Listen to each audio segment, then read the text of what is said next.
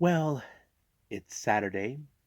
Who doesn't love Saturdays? I mean, you guys love Saturdays because it's the most fun time we get to do. I mean, we don't get to work that much. You get to go party, hang out with your friends.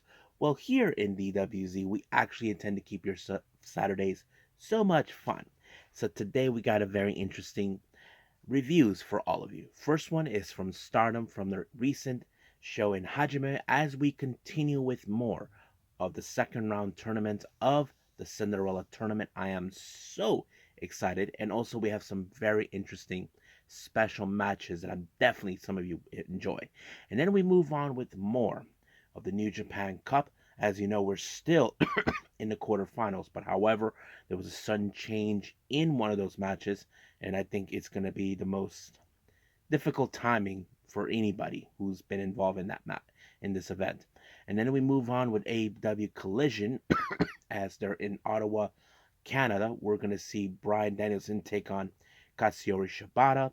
We have the match for the wild card in the AEW World Tag Tournament, featuring, of course, the Infantry and the House of Black, and various other cool matches as well.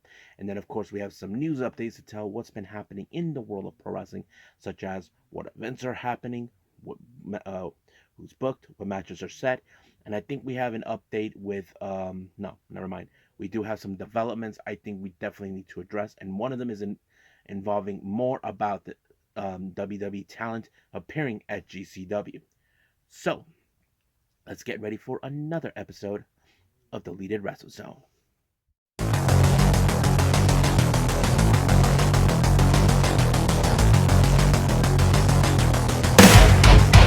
Are you ready? Get up, get up! Get up, get up! Get up, get up! Get up, get up! Get up, get up! Get up, get up! Welcome everybody to the Deleted Wrestle Zone. All things that is pro wrestling with AEW, NXT, New Japan Pro Wrestling, TNA, the National Wrestling Alliance, various promotions, wrestlers, matches, and championships. I am your host, J-Rod here. So, if you are new to the channel, welcome. This is a channel where we do a lot of pro wrestling reviews from various promotions, not only here in the United States, but also in Japan, Mexico, Canada, Europe, the UK, anywhere in the world where pro wrestling is not as big, but it continues to grow. We also do discussion videos, talk about various topics such as the wrestlers themselves, the promotions, factions, storylines, whatever we want to talk about. We also do more news updates. If I'm unable to put it on this episode, I can put it on a separate video by itself. We also do, of course, real timing news updates to keep you guys on alert if something interesting has come about in the world of pro wrestling. We also do the Unagi Sayaka Watch and various other cool things as well. So if you like what you see, please subscribe to us. So click on that subscribe button. You'll be getting a lot of daily reviews and other cool stuff on this channel as well. But if you like this episode, please give us a like on the like button or a nice comment in the description down below. Now, all introductions have set aside. Now let's begin with our very first review. And if you guys are Yoshi fans, I believe you guys are in the right channel that you might enjoy this review. And this is from Stardom, continuing with more of the Cinderella Tournament in Hajime. Or Himeji. I think that's Himeji. Yeah, Himeji. My bad.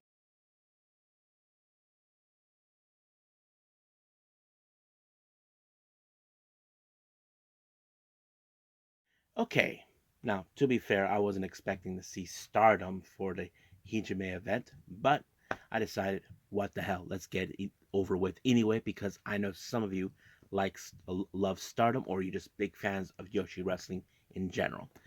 Now, this is their event in Himeji. Um, Opening match, we have, of course, the current New Blood Tag Team Champions, Hanan and of course, Saida. They take on a makeshift team between Rana Yagami and Mei Sita. Now, for the record, Mei Sita, in the other hand, has to play double duty, and I'll get to that in a bit. Um, I would have assumed that this match was definitely going to go straight to Wingori because um, thing is, we know that Meishida is not currently in any affiliated faction. We know that Rana is. Having a makeshift team, it plays out a big factor. I mean, they could definitely definitely get along, but unfortunately that wasn't the case because it was Saya with the Boston Crab onto Yagami, and of course she had no other choice but to tap, and that gives Wing Gordy the win. Now, our next two matches are involving in the second round matches of the Cinderella Tournament. We have, of course, the Cosmic Apprentice, Sayaka Kurara, taking on Azumi. I thought this match was very impressive. Now, normally when it comes to wrestlers like, of course, Sayaka Kurara, we all know um, she probably wasn't expecting to win, but however, she gone this far. But she's continued to impress us. Not to mention those spears are amazing. I mean, she even speared Azumi. Now, some of you may have thought, what if she does win a rookie? I mean, we did saw the rookie of the year took place, and of course Yuzuki won, but unfortunately that wasn't going to happen. It was Azumi who won the match when she applied the Azumi Sushi, and she advances into the next round.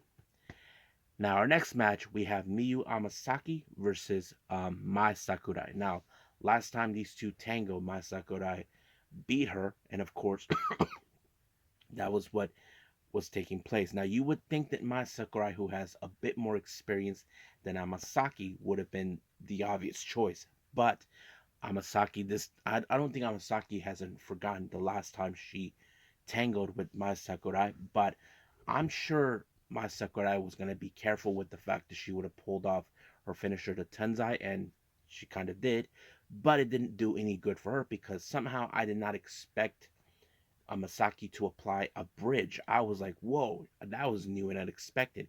And I think that put Mai Sakurai in a surprise because she lost in that way. She didn't use her regular finisher that she normally do. I have to say she outsmarted her this time. And I'm sure Mai Sakurai is so pissed off that she didn't advance. But nonetheless, it was great. Now, our next match, we have an 8-woman tag match. We have God's Eye consisting of Saki Kashima, Amisori, Mirai, and of course Suri. They take on Aya Sakura and of course the Cosmic Angels Yuna Mizumori, Natsupoi, and of course Sayuri Noi. Now keep in mind, folks, I did mention this before. Aya Sakura, who made her tensions known last weekend, saying that she told Sayaka Kurata that she was going to be the first person to be the full-blown member before she does. So we still yet to see everything, but I'll explain a little bit after this what happened at the post match comments. I have to say, Aya Sakura continued to display a lot of her martial arts status. I mean, she has like that similar concept we've seen with Tam. I mean, Tam has a kung fu background, if you guys were well aware of that. But her working with, of course, with the Cosmic Angels might have given her confident enough. You would think the Cosmic Angels did their job too. I mean, we did see a battle of powerhouses between both Yuna Mizumori and Amisori, but eventually this match ended with, of course, uh, Sakura and Shuri facing off. Now, this is not the first time these two tangled. They had met before in both singles and in a tag team match together. Um, but she would have tried every move, and however, I'm not sure exactly what Suri did. It looked more like a modified Fujiwara armbar, and that did the deal for her picking up the win. Now, some of you may question, since we talked about Aya Sakura telling Sayaka Kurata about her joining Cosmic Angels and she was going to be the first time. Well, post match comments, she talked to Natsupoi, Mizumori, and of course Sayuri, and she did tell her that's her intentions. And out of nowhere, they just immediately jump ahead to, well, Yuna Mizumori kind of jump ahead and accepted her to join. There was a tweet that Tam, well, she wasn't frustrated. She just felt that we should have discussed this like in person. I mean, Tam does have a point. I mean, I'm sure having two rookies is going to be a little difficult challenge, but Yuna Mizumori seems like wants to be in charge of both of them. I mean, taking the responsibility for both rookies. So that's going to be a little interesting to see. So I'm sure we will see there, but we'll see what happens until then. Now, our next match, we continue with more of the second round matches of the Cinderella Tournament. Our next match is a showdown between two teammates from EXV, consistent of Xena and Waka Tsukiyama. Now, remember, Waka has a bye for this particular event due to the fact that she, Mirai, Masakurai, and I think Azuki, they both had their they were the final four of last year's Cinderella Tournament. Um, Many of you might have thought that maybe Waka would have been the obvious choice, but Xena made it perfectly clear before the start of the tournament that she was going to dominate everyone. So that's what's going to be an interesting thing to watch. But it was, of course, Xena with the Thunderstruck that allowed her to pick up the win in advance. Now, our final match, we have Raka from Oedo Tai taking on Azuki. You would have think this match would have fallen into fear because many fans that I know of, they even commented this on social media. They said that Azuki should be already jumping into as either as a white belt champion or do something. I think many of us expected that, but unfortunately, Oedo Tai got involved to ensure that Raka, who is to ensure that she wins her match, and that's exactly what happened. They got involved, but however, Azuki ended up going over the top rope, and then of course, Raka went through the ropes, knocking her down, and that's how the match was over. So Raka is laughing her butt off, knowing that she got away with it, thinking that this will be her opportunity to make her wish and possibly aim for the white belt. So we'll see what happens until then. Now our next match, we have Queen's Quest with Lady C, Sayaka Mitani, and Utami Ishida taking on EXV, consisting of Hanako, Mina Shirakawa, and Maika. Now remember, Maika called out Utami Ishida. Now this is a bit of like a payback for Maika to get even with Utami Ishida when she was Red Belt champion and Maika was unsuccessful to beat her. And now she feels, now that I got the Red Belt, I will fix a wrong that should have been done right. But of course, we haven't heard anything from Utami if she will accept it. But I have to say, I want to put a note on this. I have seen how Lady C has improved a lot, but she still has like that bit of issues towards Micah. Micah used to criticize her, saying that she never will win a big match. And I mean, she could have won this match. There was a moment she could have if it wasn't for Mina, but unfortunately, Micah put her away with the Michinoku driver, and just like that, it was over. And then, of course, Micah told her that she nominated Utami Ishida as her next challenge. And of course, Utami Ishida has no problem in accepting the challenge. Now, our next match is a three-way trios match. Team number one, we have Oedo Tai, consistent of Starlight Kid, Momo Watanabe, and Natsuko Tora, with the makeshift of Mei Seira, Zu Suzuki, and Tam Nakano. And then, of course, we have stars Yuzuki Koguma and Mayu Utani. Now, we were supposed to have Julia in this particular match, but due to some circumstances, it was told earlier that she was not participating due to poor health conditions. So she was not going to be involved in this week's event, but hopefully things will work out for her because we know there's going to be one last match that she's going to have with Tam Nakano. Now, I thought this match was interesting. Of course, Oedo Tai was going to play dirty as always, but I was impressed how somehow Tam and Zuzu were able to get along, even though Zuzu hasn't forgotten that she was supposed to have a match with her back in November. But they got the job done. But it was Tam who got the victory when she applied the Tiger Suplex on Yuzuki, and that's pretty much it. I do know for our next event with Stardom, Tam will team up with Mizumori and I think with Aya Sakura in the team, and I think um, what's her name? Kurara will team up with Sarino Natsupoi. But we are continuing with more of the Cinderella tournament. I'm so excited because one match I'm particularly excited for is Hanan versus Starlight Kid, and I think many fans are rooting for Hanan for this one. But that's another review for another time. Let's move on with New Japan Pro Wrestling.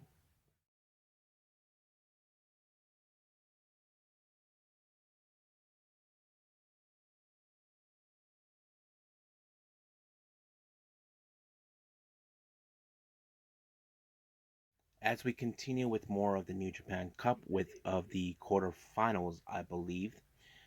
First things first, they did it a very opening paying tribute to a falling wrestler named Yotaka Yoshi. Don't know much about him, but it was a nice ceremony. You know, there's nothing wrong with paying respects to a fallen brethren who many wrestlers may have heard of or they ever worked with, however you want to proceed it. But nonetheless, it was fine. Now, as soon as the ceremony was over, apparently there was an unfortunate announcement. It was announced that David Finlay was due to some issues. They're not 100% sure, but it's like something to do with an eyesight or something like that. Um, David Finlay had no other choice but to withdraw from the tournament. So by forfeit, his opponent Hiroki Goto gets a bye. I mean, it is sucks, but however, um, what I did like is what Walter and Gino agree with it. Walter did say that sooner or later, David Finlay will get his revenge for not being involved in this. But yeah, we'll see. Now, our opening match, we have uh, Shoma Shota, Bolton Oleg, and Yo taking on Katsuya Murashima, Togi Makabe, and El Desperado. Now, nothing too significant about this match. Now, we know that we have seen the young lions like Murashima and Kato, they actually have faced off each other before. But we have seen now Olton Boleg has improved a lot. So he was the one who picked up the win by pinning Murashima, and that was pretty much it. Now, our next match, we have Ryusuke Taguchi, Tangaloa, and Tomohiro Ishii taking on the United Empire, consisted of Francesco Kira, Jeff Cobb, and the Great Khan. Now, as you know, at the moment that we speak, the United Empire are trying to gather wins and anything necessary, even if it has to be tag team matches that sets it up. But in the end, it was, of course, Taguchi who suffered the fate of the Tour of the Islands by Jeff Cobb, putting, of course, the United Empire back in discussion. But the real question is, how far will they go until they can try to reestablish themselves after Will Ospreay left? But we will see. However, the other members of the United Empire, consisting of Calvin Newman and TJP, they take on TMDK's Mikey Nichols and Zack Sabre Jr. But what I did like about this match is Calvin Newman tries to take on Zack Sabre Jr. because we know that Cal Newman has often said he wants to be the next Will Ospreay, but he knows the rivalry between both Will Ospreay and Zack Sabre Jr. has run deep. But unfortunately, that did not do any well because it was Zack Sabre Jr. with the ankle lock onto Cal Newman, and he had no other choice but to tap. Now, our next match, we have Yano. He teams up with the members of GOD, consistent of uh, Yato, Hikuleo, and LP, taking on the Bullet Club's Taiji Shimuri, Gabe Kidd, Kenta, and Chase Owens. So you know there's going to be some interesting back and forth with all of them. But unfortunately, in this match, Ishimori was the one who picked up the win by pinning Yato, and that was pretty much it. So, yeah. Now, our next match, we have Shota Umino and Yoshihashi taking on Just Five Guys, Yoya Uemura, and of course Taichi. I have to say, this was a very fascinating match because we know that Shota Umino is struggling, trying to get himself back on track ever since Jack Perry first showed up, and then, of course, the House of Torture getting involved in his business where it doesn't belong, even though he thought that this thing with Ren Narita was done. But however, how has he bounced back? Well, unfortunately, that did not do any well for him because Yoshihashi was the one who got the pin uh, by um by Uemura with the crucifix was unexpected. No one expected this to happen, but nonetheless, just five guys won. Now our next match we have House of Torture, or I like to call the House of Losers because they don't actually think they win because they have to help each other out. We have Dick Togo, Yoshinobu Kanemaru, uh, Yujiro Takahashi, Ren Narita, and Evil taking on the full force of of LIJ, we do know that I think Evil will take on no Ren Narita will face Yota Tsuji. I'm not sure if Evil will face Shingo. We know that the House of Torture has many people involved in the tournament, so this is more of a prelude to of sorts. But you would not think so much now, of course, with their usual tactics, with of course using weapons, Dick Togo being a scumbag and all that.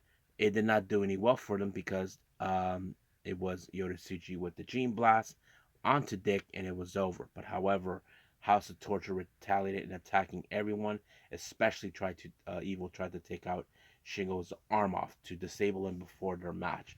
I'm sure Evil has something up his sleeves, but if I'm LIJ, I won't put my guard down. So that's what I would think would happen.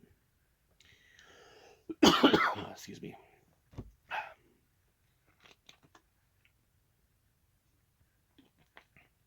Now, our only match of the night of the New Japan Cup, as I mentioned before, David Finlay is out. Hiroki Goto won by forfeit. We only have Jack Perry versus Sonata. Now, this is a rematch from last year's Forbidden Door. Now, Jack Perry hasn't forgotten, but he tried to tell him to leave the ring so he can win. However, Sonata wasn't going to oblige. And of course, he was going to fight his every all. But of course, those scumbags of House of Torture showed up, as always, whenever the referee is out. And of course, just five guys tried to get involved. Nothing worked in House of Torture's favor to stop the dismantle Sonata. Sonata fought with his entire will against House of Torture. We know he dealt with that moron Evil who stole the IWGP belt from him last year, claiming he's unfit.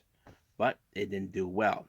It did not stop, but it was, of course, Sonata who walked out as the victor when he applied the bridge, and that put away the first loss with Jack Perry. So that ruined their plan for House of Morons moment. Now Sonata can focus on his ex-opponent, and that opponent is none other than Hiroki Goto. So we'll see what happens until then. Now, I think we're done with New Japan, so let's do our last and final review, and I believe it's AEW Collision.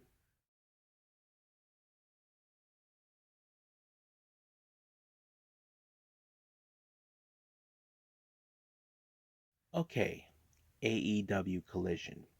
It opened up with the American Dragon Bryan Danielson taking on Katsuyori Shibata. Now, you know this match was going to be a clinic if you knew that. I have to say, what a match. I mean, those striking kicks, you know they were a killer. You know that there were going to be moments like that. I mean, there were moments where Shibata was like, nope, come on, hit me again. And I don't know. We probably would have assumed in some capacity. I mean, I think in the back of my mind, I might have thought that this match would have ended in a time limit draw. But no, it was Bryan Danielson who picked up the win when he applied. I'm not sure if it was a crucifix pin, but nonetheless, it was a fantastic win. But Bryan Danielson even talked about how he and Shibata are the same. He did mention that they were two wrestlers that weren't sure if they will ever come back. And I think it's true. They both were in that same life where we weren't sure if um, Bryan Danielson would ever come back into wrestling. The same thing we thought about Shibata. And then, of course, he talked about Will Ospreay and all this and that. So we can't wait to see how that's going to roll up. Now, our next match is the TBS title in a open house rules match. Julia Hart made this match against um, Trish Adora. The stipulation is loser stays out of ringside in the match. Now, keep in mind the infantry will face of course, the House of Black. Thinking, I don't know why they think that this will work in their favor. I mean, they would have won regardless, but yeah, but you would think that of course, Trish Adora, who we seen how tough she is, that she can throw in some mean lariats, would have been the one to put away Julia, but unfortunately that wasn't the case. Julia applied a moonsault, and just like that, she won. Now, our next match, we have Daniel Garcia taking on Lee Moriarty. We have two wrestlers in the same technical aspect of wrestling. I wasn't too sure how this was gonna go. I mean, they're both fantastic wrestlers when it comes to technical wrestling. Um, but it was Daniel Garcia with an amazing leg lock that put away Lee Moriarty just like that to pick up the win. Now, our next match, we have Pac. We were supposed to have Commander, but due to the circumstances, Commander injured himself during the match against Shibata, and just like that, it was had to change to a guy named to Aaron Solo. I can tell you this match ended with the brutalizer after Pac applied the broken arrow, and just like that, it was over. But however, Pac made it clear that he's looking for trouble on in the post match. It's like he's asking for better competition or something. I'm not sure. He's giving a direct message to Tony Khan, so we'll see where that goes. Now, our next match, we have Claudio Castagnoli versus Lance Archer. Now, you would think this was going to be an intensified match between two powerful individuals. I mean, we know what Claudio's capable. I mean, the big swing, he refuses to stay down. Lance Archer, well, he's all about everybody dies. Now, you would think that somehow Claudio would have found a way to pick up a win, but apparently, unfortunately, this match ended in a disqualification thanks to the sudden appearance of those nut jobs, the righteous, showing up. Bryan Danielson, who was the only member in the BCC present, showed up, but the numbers was too strong until Shibata showed up with a chair to even the odds. But of course, Archer and of course the righteous, they ran like cowards. So we'll see where that leads. Now we do see a bit of an interview with Parker, Angela, with Cool Ange, and of course Ruby. Cool Ange is really upset that he was supposed to have a match with Zack Knight, but it didn't happen. He was getting frustrated, but Ruby decided to be the voice of reason to tell him that right now this is not the time to go angry. So Cool Ange, of course, agreed with her. So thank God for her for trying to reason with him. Now, our next match we do see it's of course Kyle O'Reilly taking on Bryan Keith. Now, Kyle O'Reilly said that he wants to do things on his own, and that's exactly what happened. But the match was pretty amazing. I think it was a perfect way for a comeback. But how was this going to end? I don't know. It was very, very interesting. I mean, we've seen Keith Lee what he's capable of, but it was, of course, Kyle O'Reilly with an armbar, but it was later dubbed as the Armageddon, and just like that, it was won. And of course, right after the match, members of the Undisputed Kingdom showed up to congratulate him. Now, you would think that he's a member of the Undisputed Kingdom, but he seems like he wants to go on his own. But it's only a matter of time until Undisputed Kingdom will convince Kyle O'Reilly, saying, "Hey, you belong with us. That's where it's meant to be." But we'll see where that leads. Now, this coming Wednesday, we are going to see Thunder Rosa versus Deonna Purrazzo. But Lex and Air did put it out that these two has never teamed up, and I think it's very interesting. And not to mention, everybody, of course, Deonna Purrazzo reminds everybody she made Toni Storm tap. However, Thunder Rosa made it clear that she never lost the belt, but she also knows the fun and games are done. So we'll see what happens on, of course, Wednesday. Now, our next match is a qualifying match in the wild card for the AEW World Tag Team Tournament. We have the House of Black, Buddy Matthews, and Brody King, along with Julia Hart, taking on the Infantry, Carly Bravo, and Sean Dean. Now, as you know, Trish Adora was banned thanks to Julia Hart tried to ensure that this match fall in their favor. Now, you would think that the Infantry would have found a way to defeat the House of Black, but unfortunately it did not. But I believe that their own arrogance were their own doing, and apparently Mark Briscoe showed up and whacked Buddy Matthews with the chair. Brody King went after him until Brody realized that Carly Bravo pinned um, Buddy Matthews.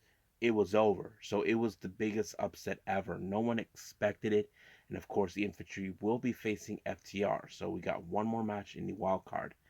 But Malachi Black was like not happy with the result. I mean, you know the facial expressions, like he's like, you know what you did. But I don't think Briscoe's gives a damn. Now, the night ends with a nice, amazing promo with Adam Copeland. He talks about things, including what he said. Look, you talk about how I'm coming to take your thunder. I wasn't talking about that. I don't care about what this girdle, Nigel McGuinness, said. But he did say that he got a call from someone who reminded him of who he is. And many of you know who he's talking about, his old buddy, Mick Foley. And he told him about, and he said he built Spike, a wood boarded, of course, with nails. And he told this will be the end of Christian. I'm not sure if Christian is well prepared for that, but I think we're all willing to see what's going to happen this Wednesday. So we'll see how this ends with Christian and Adam Copeland. So I think that's pretty much it with AEW Collision. So let's do some news updates.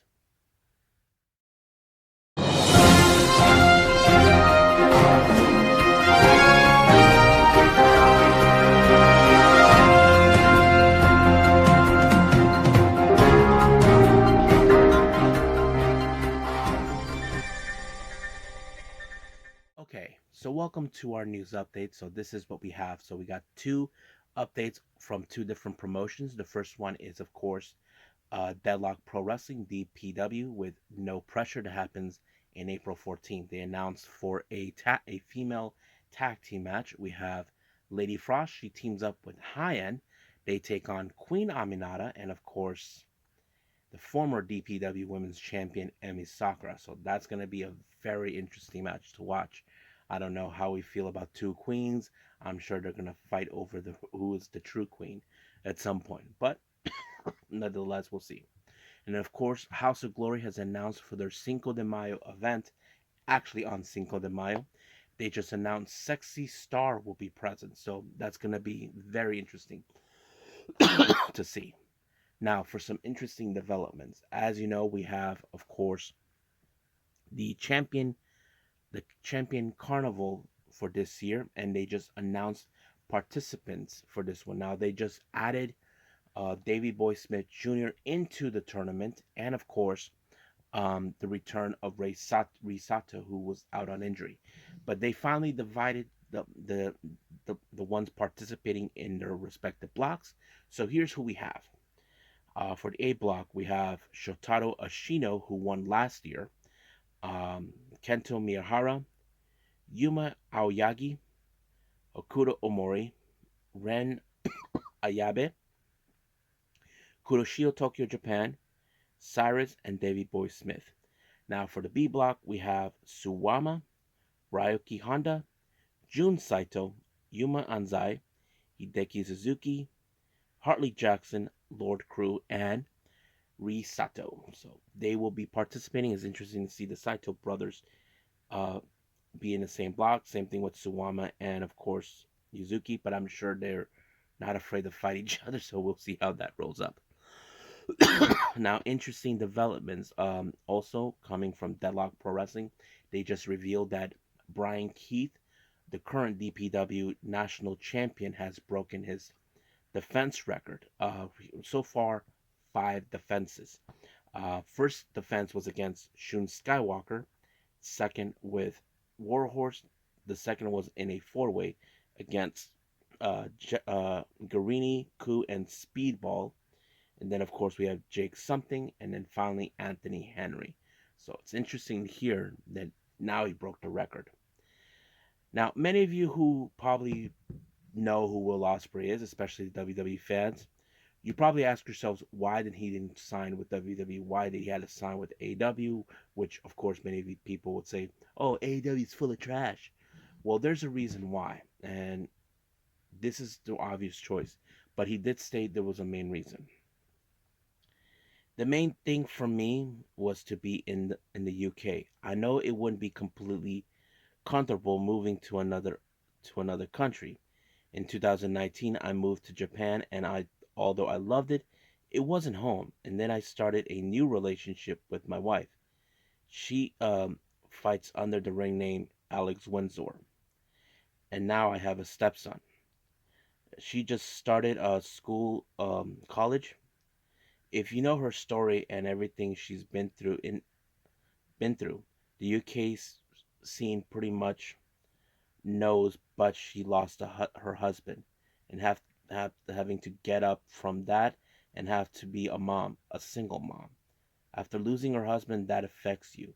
She needs to be around her family and friends in her social circle. I couldn't stand the thought of taking her away from all of that and leaving her alone once again. Um, I have to say, it's very nice of him. I mean, yeah, I mean, it is very.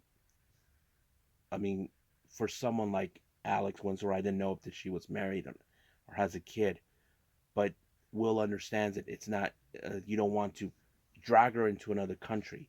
And I think he wants her to be around the people that matter. I mean, uh, I don't normally talk about my personal life, but one of my dearest friends lost her husband due to mental illness.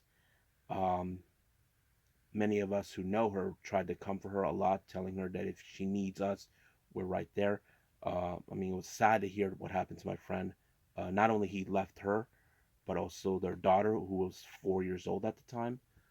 But she's doing okay. I mean, she just recently started a new relationship. But it's understandable that you don't want to take away her take course. Will doesn't want to take his wife away from the people in her life, knowing that they're there for her when she's dealing with this thing with her, the loss of her husband. But it's totally respectful, and I get that. Now, some interesting information regarding, as you know, Shayna Baszler has been announced that she will be participating in the Bloodsport show in GCW at the Collective. This is what Fightful reports. It turns out that Josh Barnett, who runs Bloodsport, reached out to Triple H to secure Baszler for this year's Bloodsport. But it turns out that Josh Barnett and Triple H actually know each other, but they also respect each other. It would make sense why, and I'm sure Triple H thought of the idea because we know Shayna Baszler's background, so this will be a suitable thing for her to be involved. So yes. Um, Now, as you know, recently earlier this year, the Yoshi world was hit with the loss of Asai, who died in a car crash. Um, Apparently, this thing on the X account I saw, they just mentioned that they just buried her in their, and of course the mourning period. But the family did say, "We shall never forget Asai. We will live with a strong heart so that we can return to our daily life." So the family is still hurt with the loss of their daughter. Um, I mean, it's one thing for any parent to lose their kid who's already an adult. I mean, many of us, when we grow up, we think, okay, it's the child who gets to bury the parent, not the parent to the child. And I'm sure they're dealing with it a lot. But my thoughts and prayers goes to Asai and her family and friends. So, uh, but yeah, so my thoughts and prayers are to them. So I think that's pretty much it for everything else. So let's just call it a day. Okay, so for our next episode, we are going to see another New Japan event. We're going to see what's going to happen. However, I'm not sure about the Stardom. We do know there's another Stardom event that took place. If I do manage to see it, I'll go for it. But New Japan is a priority. I still got some wrestling shows I haven't seen yet, but I'm looking forward to seeing all of them as much as possible. I'm behind on the GCW stuff, Noah, and All Japan and certain events, but we'll see where this leads. But for now, this is what we have. I will see you guys in the next DWC time, same DWZ channel. So I must bid all of you adieu. So goodbye, and have a nice day. Bang.